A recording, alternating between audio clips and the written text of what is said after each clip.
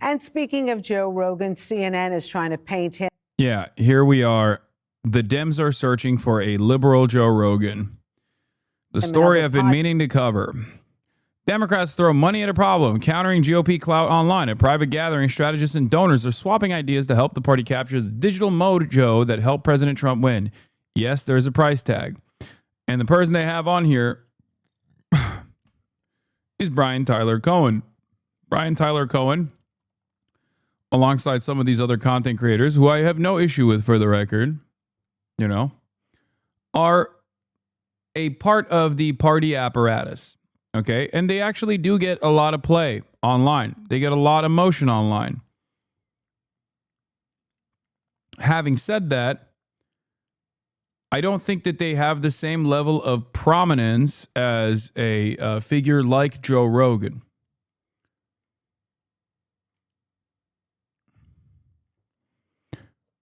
They do. What? Joe Rogan had like 12 million people at his peak, dog. I don't know what Joe Rogan's peak looked like. I don't even like the fact that they're just like looking for a liberal Joe Rogan or a left's Joe Rogan.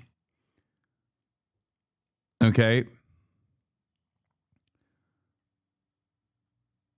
The issue here is the Democratic Party doesn't want to change its fucking ways. They just want someone to defend the Democrats.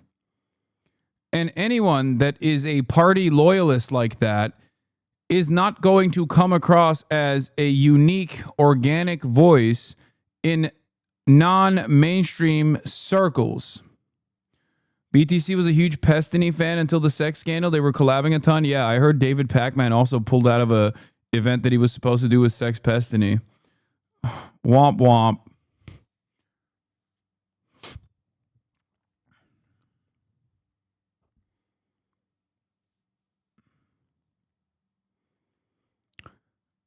A lot of these guys, for example, are noticeably absent from the conversation of Israel. And the reason why they're noticeably absent from the conversation of Israel and Gaza, or the genocide of Gaza and the genocide of Palestinians, is because they're party loyalists. They are already serving that role. More money to them and more prominence to them is not going to make up for the environment that the Democrats cannot capture. Even money to me or Chapo Trap House or any number of different leftist, actually leftist, outside of the scope of the party content creators is not actually going to change the dynamic, because the issue here is the party. The issue here is the lack of interest in addressing people's real problems. Okay? That's the real issue. So if the party doesn't change,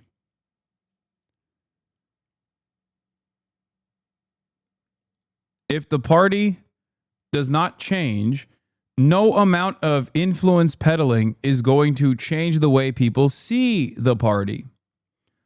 As I've said over and over again, the Democrats have an issue. They cannot podcast their way out of this issue. Like, Brian's focus is entirely on Donald Trump and belittling the Republicans, which is great. There's obviously a lot of motion for that. There are a lot of liberals, just like David Pacman's numbers were popping before the fucking election, right? But this is directionless slop for the most part, right? I mean, there are obviously things that deserve coverage, okay? There are obviously many things that he covers in throughout the day that are worthy of coverage. But this isn't anything different than what you get from like the New York Times, maybe a little bit more partisan, and that's it. You have to be pro something. You have to have a vision.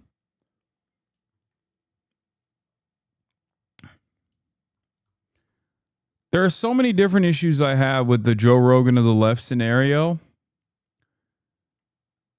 Obviously, hold on. Let me see if I can pull it real quick. Where is it? Oh, I said no amount of dollars spent will be as successful as directly advocating for all Americans' material interests, anti-war, free healthcare, college education, jobs programs, and public housing. If mainstream media failed, how will podcasts make Dems cool with the current smug technocratic gerontocracy?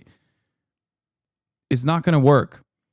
Giving a bunch of TikTokers $100,000 to make podcasts promoting small business-focused tax cuts in underserved neighborhoods, as long as they promise never to boycott Israel, is not going to move the needle. Actually, that's not even true. They will move the needle. They will move the needle. It's just not enough. Because the goal that they're looking for, the person that they're looking for, is not like a unique voice that is seen as apolitical by the fucking unwashed masses.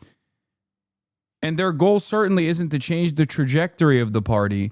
Their goal is to throw money at this problem and continue with business as usual politics.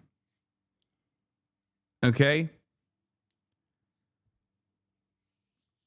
Like 1,000 Harry Hasans is not going to actually craft a sophisticated enough media campaign that people that currently look at the Democratic Party with disdain turn around and go, yeah, I'm going to vote for you. It's not going to happen. It's certainly not going to happen on the debate sphere either. Because a lot of the problem here is that, like, people find themselves organically in the throes of reactionary politics. Joe Rogan didn't become a party loyalist. Joe Rogan still criticizes the Republican Party in ways that if you criticize the Democratic Party, you're out of this list, right?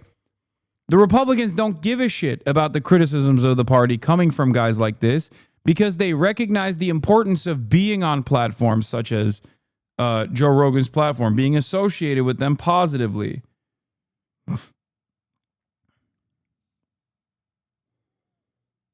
Do you understand?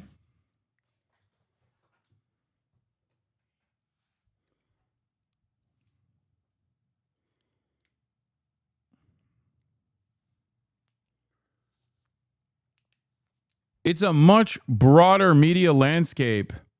And yes, moneyed interests have played a role in the algorithms boosting right-wing commentary.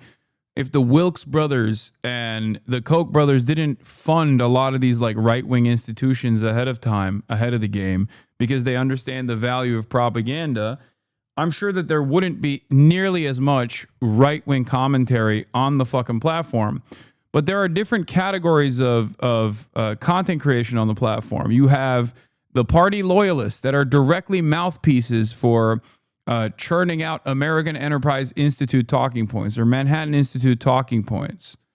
Okay, you have the Daily Wires of the world. That's that first bracket.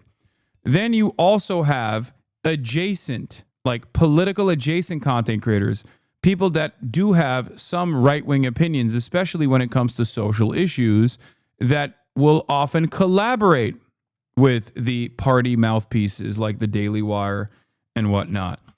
Then you have apolitical spaces that also are maintained by people that speak to both sides, but you know, there's a lot of there is a lot of back and forth despite criticisms with the Republican Party. And then you have the liberal adjacent content creators who spend every fucking waking moment, for example, shitting on prominent leftist content creators like myself. You have the slop tubers. So that entire dynamic, that entire space is slanted to the fucking right. It is very, very hard to dismantle that and to create a propaganda network that will be able to target that in an organic way. You don't have the apolitical spheres locked down. And a lot of that apolitical stuff, a lot of those like apolitical guys find themselves in the throes of right-wing commentary because they respond negatively to the way that the Democratic Party presents itself. That's a huge problem. The Democratic Party presents itself. What is this? The Democratic Party presents itself in a very smug, entitled, annoying, elitist, technocratic fashion. And it does not appeal to the average person.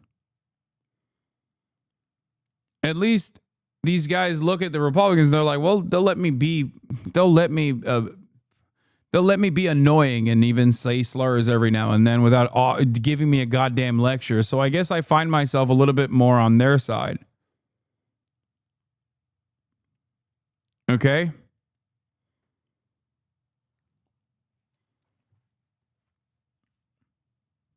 This is a major issue. If a progressive Joe Rogan existed, they'd be exiled by the Democratic Party, which is incapable of receiving criticism. Obvious examples are Biden's age in Gaza. Yeah, this is why so many people present me as like an alternative to this, where they're like, well, there is a fucking left Joe Rogan. His name is Hasan Piker. There's been a fucking million different articles written about it. And what do I always say in those articles, seemingly to deaf ears? There is no podcasting your way out of this problem. You have to be able to respond to the organic resentment and disdain that your base of voters have for a lot of the issues that you present, a lot of the policies that you present. Reminder that incentives in the progressive movement make it impossible for a progressive Joe Rogan to exist. If one did exist, they'd exile him for his many weird beliefs. That's the ultimate reason why the online media ecosystem has turned so sharply against Democrats, but the left more broadly. The progressive movement has become a movement of scolds.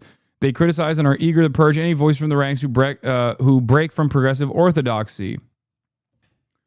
What is this? I don't think the DNC likes you, man. I mean, that doesn't mean anything. You and Stavi call yourself the Joe Rogan of the left? No, they call us the Joe Rogan of the left, and we joke about it. There's a difference. You're so deep if Hasan can't get you out of it. What is that? Who are you barking at? Who are you growling at?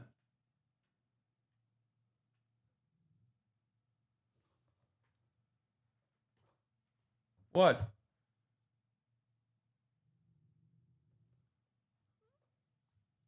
Call the exorcist. Kai is going crazy. I don't know.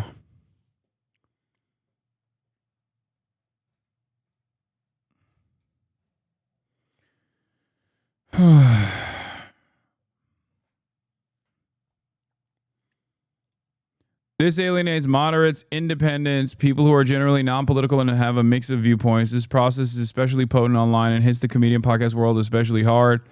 The progressive media ecosystem that does exist is either cannibalized by his own fans or dedicated to criticizing Democrats. As I've said time and time again, I would love to be the fucking propaganda minister of a Democratic Party that is invested in fighting for American workers.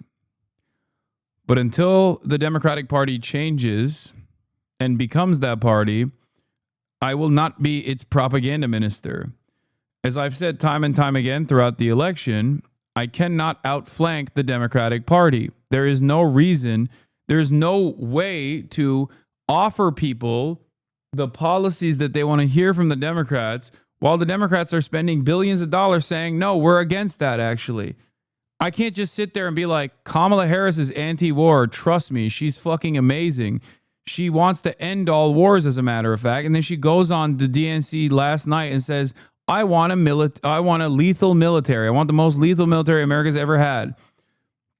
I can't say Kamala Harris is a serious person who is invested in ending the genocide in Gaza and then have Kamala Harris the next day come out and sing Kumbaya with Liz Cheney.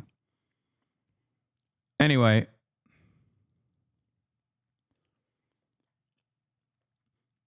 Zaid Jelani says, I actually think the Democrat influencers kind of give the Democrats what they want. Most of the Democratic base is deferential to leadership and has been that way as long as I'm alive. Joe Rogan's base isn't really Republicans, it's independents.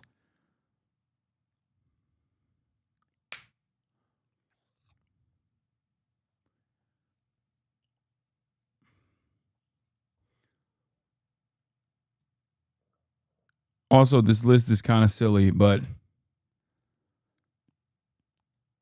the Democrats are not looking to solve a real problem. They're just looking to market themselves better. That's it. They're looking to market the same dog shit product that they have that people have said no to over and over again. They're looking for new ways to put a new coat of paint, a new shinier coat of paint on the same dookie. And that's not going to work. You can't do that. It's still dookie. It still smells like dookie. It looks like dookie. It's dookie. That's why this is a fruitless endeavor. There will be a little bit of motion, and I think it might change the online discourse a little bit, right? Especially if they're getting paid and they're like fucking attacking right-wingers more aggressively, and there's more of an abundance of leftist voices or whatever. Or not leftist voices, but like liberal voices that are pro-Democratic Party, but that is just the Daily Wire side of the equation. That's just the Daily Wire side of the equation. There's more to it than the Daily Wire. That's it.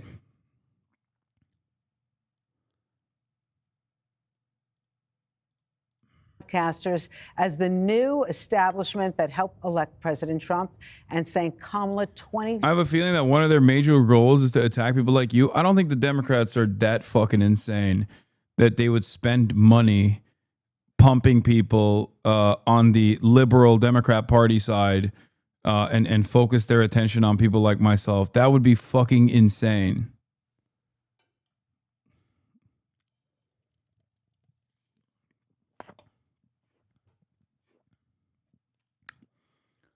I'm sure some of the people that they fund will gladly punch left while they get that paycheck.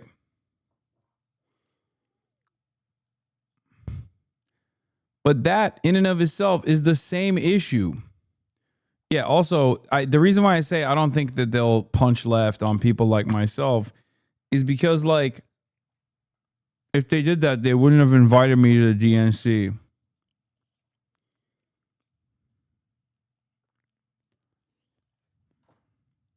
'24 run. But one of the comedians they interviewed is laughing off that idea. Do you feel like you're part of a new establishment that's being created? I don't think I'm part of a new establishment. If the idea is that me and a few comedians have more power than multi-billionaires, huge media institutions, a whole political party apparatus, I just don't think most people are going to buy that. I think it seems like a great way to excuse running an unpopular candidate on a platform that American people weren't sold on. Very interesting. Greg, do you think Democrats are still missing the point? I haven't seen Tim Dillon cook that hard. That's crazy. That's like shocking. That is legitimately shocking.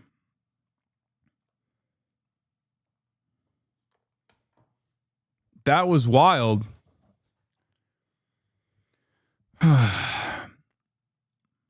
Joe Rogan was not born in a political lab. He's an original. He's authentic. He's got a brain like you. Like nobody can copy you, Greg. You cannot have a copy of Joe Rogan. No, here's the deal. Democrats should watch the Tim Dillon interview by the CNN reporter, Ellie Reeves, I think, because you'll see two different mindsets, and the reporter is trapped in the. Because you don't watch him. Tim has always said that type of stuff about media and politics. Yeah, I just think it's like weird that he's so aligned with some of the biggest, grossest fucking freaks. That's the only thing. Like, a guy who makes a tremendous amount of content around, the pedophilic elite has no issues having Kevin Spacey do the introduction to his fucking Netflix comedy special. Like, that's crazy. You know what I mean?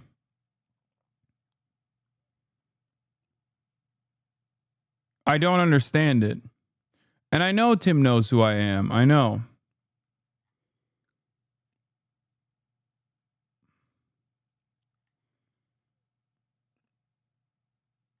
I know. And we are in alignment on a lot of stuff.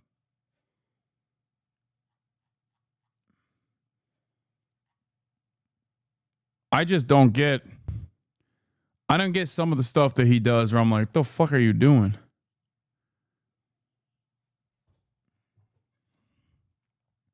In this rhetorical prison where every question she asks is, what was Elon thinking? What was J.D. Vance thinking? They are paralyzed. The left is paralyzed in this like default setting of mind reading. They think that they can read your mind. They know that you're having racist thoughts. You can't be serious when you said what you said. You really don't believe that, do you? This is a huge downfall for the left because as a filter to predict daily events, mind reading fails because you can't mind read. There's a classic piece of advice, and I would give it to everybody. What someone else is thinking is none of your business. Such a relief. Because if you resort to mind reading, you will always choose the wrong path because it's always the worst intention. It's like, Jesse doesn't like me. It's like, it's the person, the most. Well, that's true. Yeah. The most miserable person is the person that constantly goes, are you mad at me? What did I do? Did I do something? What's wrong? It's like, I wasn't even thinking about you. I was thinking about my dinner. So when you look at the most hysterical, miserable people on the left, the lonely, mentally unstable, they are assuming that they know everybody's faults. When Musk. There's something so funny about like describing the left in this way, in terms like this, the lonely and mentally unstable. When like, I think that's bipartisan, man. Like, who do you think is more mentally unstable? Like the lonely and mentally unstable leftists online or the fucking groiper right? Like, have you, dude, here, I'll give you a great example of how the groiper right operate, okay? There's a guy, what's his name? The guy that's been on YouTube for 10 years, he was popping on TikTok. The guy who recently quit. What's his name? The old guy that Outdoor Boys. So Outdoor Boys, I think, is a Mormon family, and he is he's basically cultivated this like incredible community, right? And he has consistently made great content, great fucking content. He just like goes out there in Alaska, puts himself in like crazy fucking positions, okay? He never pushed his beliefs though. No, I know. He just made straightforward, I'm going out there and I'm like living, I'm going out there and I'm like living out in the mountains of Alaska for a little bit. That type of content. I'm gonna make a... Hey everyone, this is gonna be my last video for a little while. Yeah, he was like 3 million or whatever, but he gained like 12 million subs in 6 months because of TikTok. He really blew up on TikTok. He's been doing this for like 10 years, but he really, really, really blew up on TikTok. And then a lot of people started watching his videos on YouTube as well. I mean, he was a big content creator on YouTube anyway, but he became a massive content creator on YouTube after his blow up on TikTok. And no outdoor boy hate will be tolerated. It's not. No, why would I fucking hate on him? He's just he is exactly the type of content creator that is the perfect content creator, okay? He is the perfect content creator. Just keeps to himself, does his own thing, doesn't actually have like an agenda where he's just trying to like tell you, gay people are evil or whatever secretly. Okay? He's the reason why I love honey butter and bread. Here we go. Another certified HasanAbi bad take. What? I'm not disagreeing with him, you fucking baboon. I agree with him. I'm making a larger point about how the right reacted. Can you let me fucking cook for a second? Hey guys, he quit. Okay? He quit because parasocial fucking weirdos were up his asshole and he wanted to maintain his privacy and he wanted to be with his family. And guess what happened in the process? Every single fucking right winger acted like they were scorned. They started proving the point as to why he actually fucking ended up wanting to take a long hiatus. The reason why he took a long fucking hiatus was because he was getting annoyed with the additional fandom that he was experiencing. And this is how the right reacted. Don't let your ugly wife give you an ugly life. That's my black pill tweet for today. This guy just fucking loves his wife and his children. He wanted to have a normal fucking life. And all of a sudden, the people that actually loved everything that he was putting out turned on him and started going fucking freak mode on him, proving why he should fucking quit. That's how the right wing operates. Who do you think is more insane? Okay? HasanAbi talks about socialism while being rich. Oh my God. I'm not attacking him, you fucking freaks.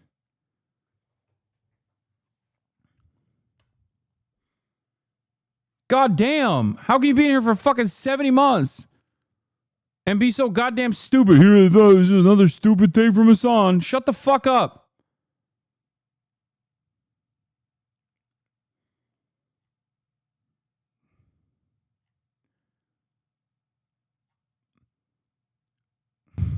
I dread the day you drop this version of this video. It's going to come sooner rather than later with the way the fucking my freak ass, stupid ass, parasocial fucking fans behave.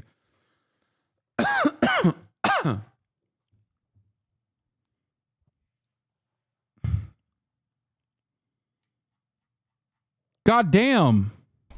You know, I've been making YouTube videos for 11 years now. First with the Catfish and Carp YouTube channel, then with this, the Outdoor Boys YouTube channel. And believe it or not, I've made 1,110 videos. It's been a wild ride. The amount of time and energy that I've dedicated to making YouTube videos is hard to communicate. So many late nights editing and packing and unpacking, camping with pneumonia, building log cabins while injured. But it's been a tremendous adventure and it's allowed me to provide for my family while making wonderful memories with my wife and kids. But even good things can be taken too far, and I think I'm starting to reach that point. But I'm not just talking about the time and energy I spend making YouTube videos, I'm also talking about the attention it brings. In just the last 18 months, this YouTube channel has gained about 12 million subscribers. And because of people stealing my content and posting it on other platforms, my family and I have been viewed about 4 billion times, in addition to the 2.8 billion views on YouTube. The sheer volume of fans trying to contact me, trying to take pictures with me, or just trying to come up and talk to me in public, it could be a bit overwhelming at times. And my wife and I, we both have real concerns about what this will do to our family if I keep growing my YouTube channel at this pace. And the time to stop is before this problem gets so out of hand that my family and I can't live normal lives. Now, there's more than one reason for making this decision, and I still enjoy making videos and I still enjoy going on ventures, but it's time to start focusing on other things. And that's what I'm going to be doing. For one thing, I've got 3 little boys who all want to be YouTubers, including my oldest son, Tom, who's got his own channel, the Outdoor Tom YouTube channel. But I want to spend more time helping him with his channel and preparing him to be an adult, which is going to be in less than 6 years. But I've spent so much time focusing on me and my family and growing my business. It's time to step back and focus on helping other people for a change. And I'm excited to see where that takes me. But all that being said, I have a lot of half-finished videos, including the homestead project. Like, one of the craziest aspects of this is like when people come out with like a totally normal response like this, and then the fan base's first reaction to that is like, you owe me. You owe me. You owe me more content. Like, I will kill myself if I can't watch your YouTube videos while I eat dinner alone. You know what I mean? It's just fucking insane. Like, the selfishness is insane. Let people live, man. It's so insane. And I see so many people justifying this kind of parasocial behavior too. With the fact that it's like, well, he made his money off of like developing a relationship with his fans. It's like, no, dude, you developed that relationship. And now he's saying he doesn't want to fucking, you know, he doesn't want to play a part of this.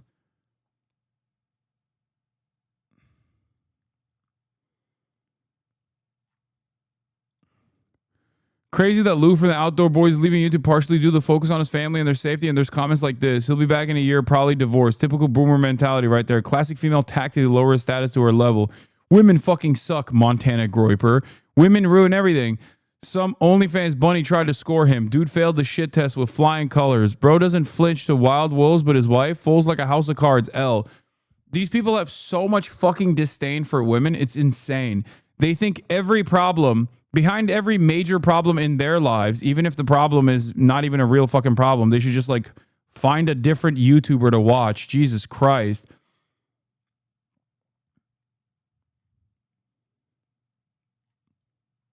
Immediately they're like, oh, it must be a woman that's at fault here. How do you fix these fucking people? They're such freaks. And the biggest freak ass part of this, the biggest freak part of this entire process is that they're not even ashamed of saying stuff like this, because there is no social mechanism that actually tells people to not do this. Okay? If there were third spaces, if there were more interpersonal communication, if there was more peer-to-peer communication in the real world, there would be at least some social pressure in the form of shame that would most likely cause people to be a little bit more normal. But the more time we spend online and the more things happen online that impact our lives in the real world, the worse people get. It's crazy.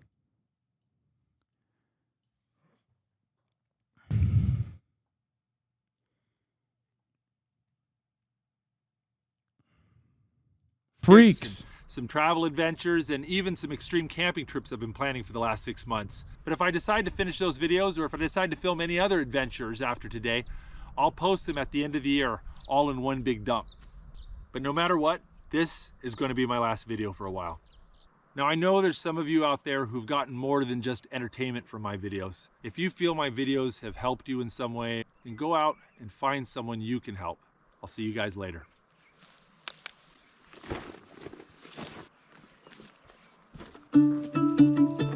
That's it. In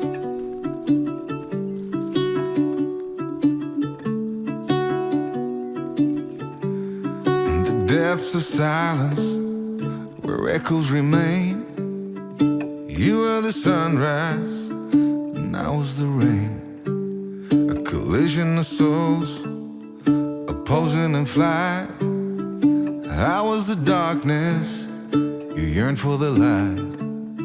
Now you're gone, and I'm losing my mind, losing my mind, I'm losing my mind. Now you're gone. Why did you cut me up, bring me out, and leave me high and dry? Now you're gone, and I'm losing my mind, losing my mind, losing my mind. Anyway, I think the rage over this is so terrifying. We're truly entering a dark age of individualism. We need to have culture in America desperately. We cannot continue down this path. Yeah. He's just like a normal dude, man. He's just a dude who had a unique and particular interest in like being outdoors. That's it. He was an outdoor boy. No, he didn't die. He just stopped. He said he's taking a long hiatus.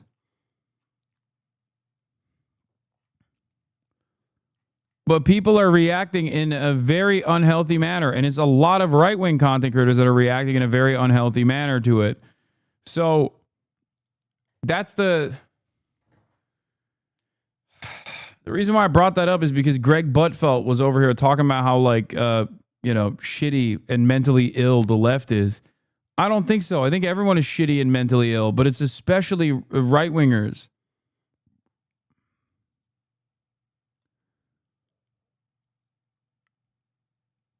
Most of you do spewing vitriol over him, leaving you to watch him climb mountains, build fires, and sleep under stars because your life feels like a waiting room with fluorescent lights. You use the freedom to escape your own cage. And now you chose his family, or now that he chose family over feeding your parasocial fantasy, you resort to attacking them because you won't be getting your hit of wilderness and purpose between coffee breaks. Yeah.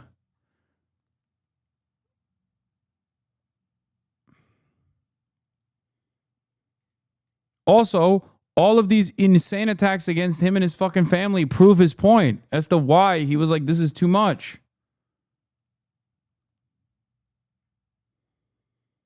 This always comes in waves, by the way. Psychoanalysis on Twitter. Okay, dude, it's correct. Are you offended because it hit you? It hit too close to home? Is that what happened? Is this your defense mechanism to be like, psychoanalysis on Twitter? How silly. I'm so above that.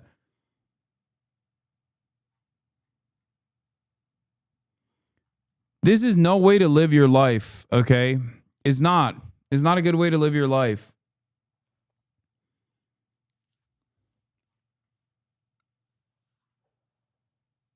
It's just not. If this is everything to you, if this is all you care about, and this is all you got going on, and at the first sight of one of your treats being taken away from you, you fucking piss and shit your pants and lose your goddamn mind like this, then you are not living a life at all. Anyway, let's get back to Gutfeld now. Salutes. He's a Nazi. When Trump said find people, he's a racist. When Trump said bloodbath, he meant violence. There are thousands of examples of this, and they're always wrong. Tim was incredibly patient with this. And all he kept saying to her is, I don't know what he was thinking. How would I know what he's thinking? That's how you deal with it. So, Shannon, I mean, the Democrats are thinking that maybe it was their social media presence that didn't win them the elections. But Joe Rogan said they had him until they didn't. And the thing is, they're right to recognize that these podcasters became super powerful. We saw the influence of them. But when you try to say, okay, let's go out in a lab, as you said, and create our person, our Joe Rogan of the left or whatever it is. First of all, these podcasters do not like the really powerful ones, popular ones, to be siloed. They're not all Republican. They're not all Democrat or liberal or conservative. They don't like to be pigeonholed at all. But you can't create something that younger people feel is authentic. Like you said, they want authenticity. That's what we keep hearing from young people. And if it's about who's out there shilling for you, the vice president, former vice president, had the biggest stars in all of culture. I mean, when you've got Oprah and Beyonce and all these people showing up for you, if that didn't work, that's not going to solve the problem. There's this Democratic data firm today called Catalyst that put out all of these terrible numbers of what happened to Democrats in the fall. They lost with younger voters, men, voters of color, infrequent voters. They said the results were so bad that for the first time since they've been crunching all this data, that younger, infrequent, and new voters who tend to shift to Democrats, they were at less than 50%. I mean, she's right, by the way. People are going, Oprah. Dude, this is why I laugh whenever dumb fucks like Ethan try to be like, Hasan is the reason why Kamala Harris lost. That is the absolute dumbest fucking position. That is the absolute dumbest fucking position you can arrive at. You know someone's right-wing pivot has started when they start defending pedophilia? What? Matter. Oh, my fucking Lord. Okay, listen. Listen.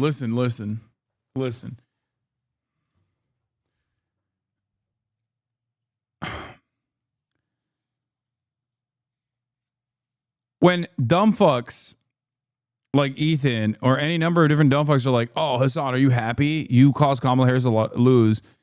Do they not fucking understand that Taylor Swift endorsed Kamala Harris? Do they think I have more power than fucking Taylor Swift?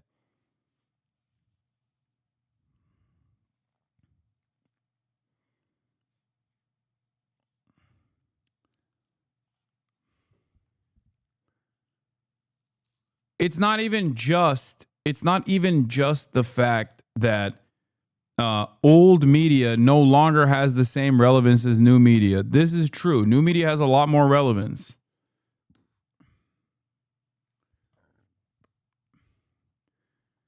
But the point I was trying to make with my tweet was exactly this, which is that if the multi-billion-dollar apparatus of mainstream media that is slanted towards liberalism cannot carry the Democrats across the finish line, and that does overall have a lot more fucking power and prominence. Legacy media does have a lot more power and prominence than the podcast orbit or whatever. If they can't do this, why the fuck would a couple podcasters be able to change that? You do, man. Who gives a fuck about their political opinion? No, you are deluding yourself. I'm not saying I have no influence. I'm saying that I cannot outflank the Democratic Party's positions. And the very fact that they're out there looking for a liberal Joe Rogan, when in fact Joe Rogan was the liberal Joe Rogan, and they fucking yelled at him for being the liberal Joe Rogan who endorsed Bernie Sanders, and they also yelled at Bernie Sanders, should clue you in on some of the major failures of the party in the way that they communicate. They consistently go in the reactionary slant after elections on issues that they are actually supposed to combat on. They don't know how to fight back on issues like trans issues, for example. They don't know how to fucking actively, they don't know how to actively fight back on shit like this. The real way to deal with trans issues is to deflect away and recognize it as the distraction that it actually is, the red herring that it actually is. The method is simple. I say it all the time. I told Theo Von this as well when we had that conversation. He was blown away by it, where he's like, I never thought about it like that. When I said your landlord is not a Guatemalan migrant, okay? Your boss is not a trans person. These are the real people that are, and the real systems that are causing harm in your life. And the Republicans do a very good job of taking all that resentment that you experience on a daily fucking basis, going through the trials and tribulations of being a fucking cog in the machine of capitalism, and they turn around and present much more vulnerable enemies to distract you away from the real problem, the super wealthy and fucking corporations.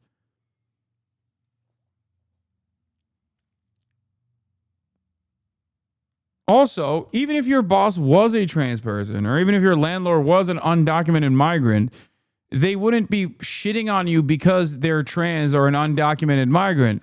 They would be shitting on you as your landlord. They would be shitting on you as your boss. That's it. It's the structural problems that we must clear, but the Democrats never address those structural inequalities. And instead play this like incredibly weird role where even when they are defending certain marginalized identities, they do it in this like incredibly cynical fashion where it's just a deflective shield. Just like Israel says, you know, you're anti-Semitic if you criticize Israel. Democrats will be like, oh, I guess you're transphobic. I guess you're homophobic. I guess you're racist for hating the Democratic Party.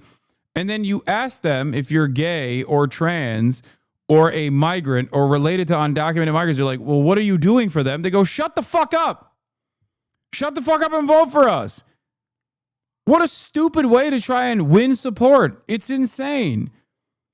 For the past couple of decades, they've just simply adopted the framework of you have to vote for us or else the alternative is significantly worse. And while the alternative is significantly worse, more and more people will go, all right, I'm still not voting. Fuck you. And there's nothing you can do about it.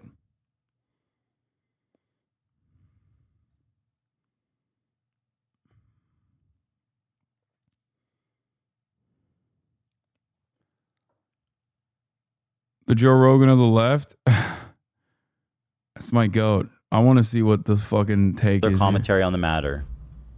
I wonder if he would pack her lunch. She was Someone high needs school, to. right? Although she was old enough to pack her lunch. Don't be rude. 17, come on. Don't infantile her. Don't treat her like a baby. What? So there it is. I mean, it's quite possible he probably just paid her not to talk about it. I too. was thinking the same, quite honestly. I hope so. We have I to hope do she's doing great. We have to because do of our it. ad. Thank Ugh. I mean, he's trying to make a joke, by the way. He's not saying he's pro Seinfeld dating a 17-year-old. You guys are fucking reading too much into it. I know he's not the best comedian. Yeah, you're bait posting. Ugh. I don't really care. Anyway, I shouldn't have even watched that. That's just like